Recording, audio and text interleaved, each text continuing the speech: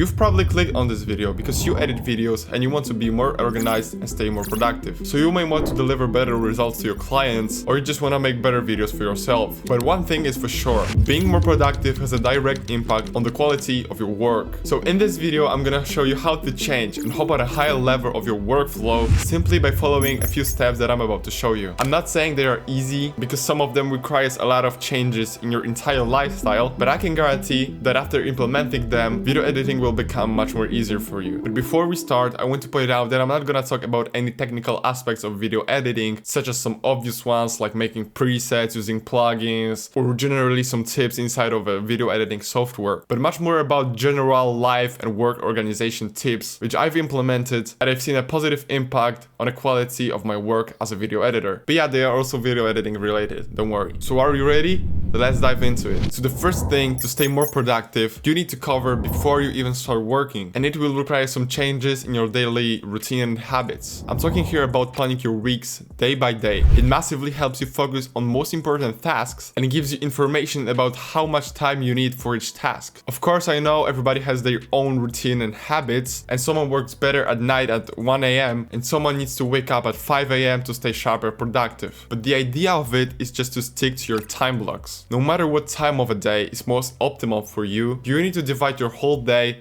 into time blocks in which you are working on particular tasks. Now there are two interesting methods of time blocks, which I call a few huge chunks and lots of little chunks. I don't know if there are any specific names for those methods. Probably there are, but never mind. Few huge chunks is a method when during your day you have only a few long blocks of time. Say during your normal day you want to work, study, work out, and chill out. So you set your working hours, study hours, and so on. And you generally move to another segment right after you finish the previous one. So let's say you want to work from 7:30 to 3:30, then you want to have some break from 3:30 to 5, then you want to study from 5 to 7:30, and from 7:30 to 9 you want to work out. And then during those huge chunks you can add particular tasks you need to do. For example, during your working hours you need to edit one video from 7:30 to 11:30, then from 12 to 1 you have a sales call, and then from 1 to 2:30 you do your outreach, and so on and so forth. The second method is lots of little chunks. Now the idea is pretty similar to the previous method, but this time instead of long and fixed blocks of time, you want to make shorter ones and make them more frequently. Say you want to spend the same amount of time on working, studying, working out, and chill out in the same proportions. But this time your hours are much more irregular. So you want to start your video from editing half of a video from 7:30 to 9, then you want to study for an hour, and then you want to have your workout done, and then you want to finish the video from 1 to 2:30, and so on. But actually, you don't really need to stick to one method. You can actually combine them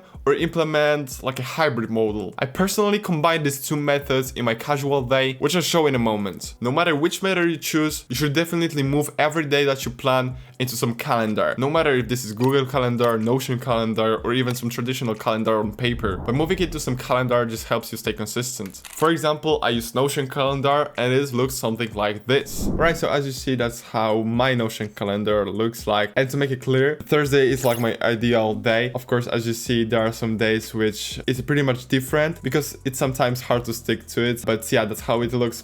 This is like my base, how my day should looks like. But of course, as I said, sometimes it happens unpredictable situations and stuff like that. So I need to like adapt to it. Okay, so it's pretty much like a combination of those two methods. And why is it a combination? Because as you see here from 7:30 to 3:30, it is like my huge time block because those are my working hours. From 7:30 to 3:30 I edit videos. Then I have this barrier that after this time I just don't edit videos. Of course, sometimes in some specific cases I edit videos after this hour, after 3:30, but generally I try not to work after this hour. And then here comes the second method. As you see, I have like those smaller chunks of work because I work from 7:30 to 9, then I have my quick breakfast break, and then I work for next 2 hours, and then I have my workout break. It's like an hour break from the work where I work out. Then as you see, I have my work from 12:30 to 3:30. Then I have my general lunch break,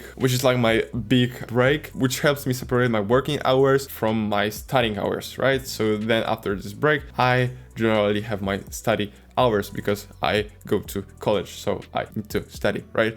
And also the very important thing to mention, as a video editor, I just also have my like those tasks, which is all the videos that I need to edit, right? And I set how much time approximately do I need to spend on editing those videos. So this is very powerful tip for video editors. So which type are you? Do you want to have more fixed and predictable hours of your day and get things over with? Or you don't want to work for 8 hours straight and you prefer work in some little chunks? If I have to choose, I think that for video editors, the method number 2 is much more optimal, because we face a lot of unpredictable situations, such as clients wanting to have some videos done ASAP and stuff like that. But as I said, I prefer combine those two methods and use kind of like hybrid model. But let me know which type are you. Alright, so once we organize our days and our working hours, now we can start organizing our actual work. So first of all, what I strongly recommend is to create some kind of video calendar. It's gonna be like your own space when you're gonna put all the videos that you need to edit. But actually, why should you do this? Maybe when you are a beginner, it seems pretty unnecessary for you, but trust me, after some time, it's gonna be a huge game changer. As an editor in an agency, it helps me all the time, because eventually the time will come when you start getting more and more clients and it starts to be hard to track everything in your head. So let me show you how to create such a calendar in Notion, and let me show you how much you can benefit from it.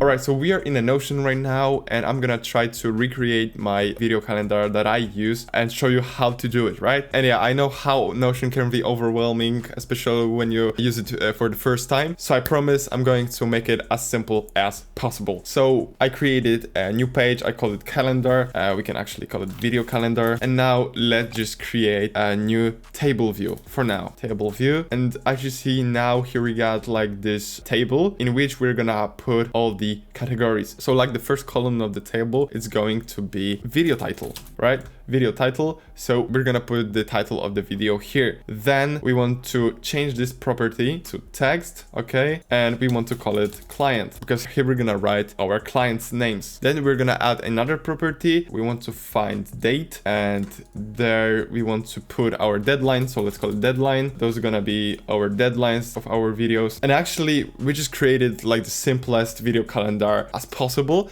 but we can also add 2 extra categories just to be more organized. And also after some time, you can add more and more categories as you wish. So we're gonna add 2 optional categories. First one property is gonna be select. We're gonna call it status, so we can like set the status of our video. So we're gonna add some categories. I'm gonna do like the basic ones. So let's go with not started. Let's go with rendered. Next one's gonna be quality control, because in the agency where I work, we have like this quality control system. And also we want to add like published. So we just created those simple 4 status categories, and now you can like just play around with colors and you can add your personal categories, right? And the last one category we're gonna add to our calendar is priority. So let's add property called select, and then we want to call it priority, and then you can like add the priorities. So I'm gonna go with this style, like this, then this,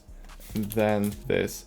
Obviously, then I want to like play around with the colors. Like the highest priority is gonna be red, then they're gonna be yellow, and the lowest is gonna be green. And as you see here, we got our priority. So let's say you have video from the client, you write the title here, then you want to write the client, then select the deadline in which you need to do this video. Then you haven't started yet, so you want to check it out that this is not started. Then you want to set priority, and here you have the simplest and very effective video calendar. All right, so once we have our work organized, we have our work planner to make sure we deliver high quality service. Now, as video editors, we work with a ton of assets and files, and organizing them can boost our quality tremendously. I've already talked about a cool way how you can manage your files as a video editor in this video, so you can check it out. But now I want to show you a new cool way, which I started implementing, which is actually like a new version of the previous one. But I can watch this video and compare which way is better for you. All right, so as you see, I have like my 2 general personal folders, projects, and editing assets. Now let's cover the first one, projects. And as you see here, I have like my project example, project template, let's call it as you wish. And here, as you see, I have number 1 and number 2. The number 2 is like the previous method that I was talking about in this video, so you can check it out. But now let's cover project example number 2. And firstly, as you see, I have all of my clients here. Those are clients folders. And now I'm going to show you what exactly is in those projects. So let's click project example.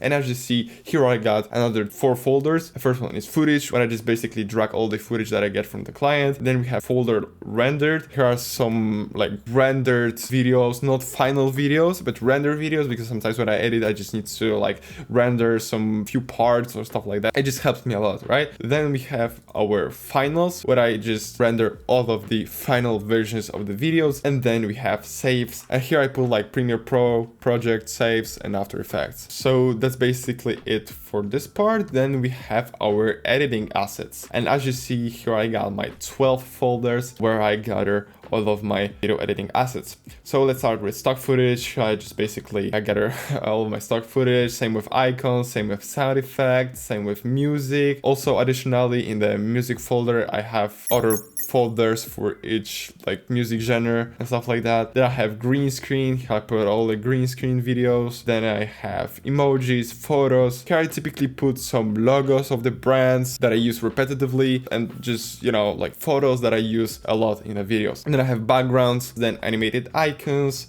then screen recordings. Those are like sometimes that I need to create some effect, that I need to record my screen. So there I put all the screen recordings. Then I have transitions, and the last one is folder of my assets, because I have also some assets that I made on my own, but I typically don't use them.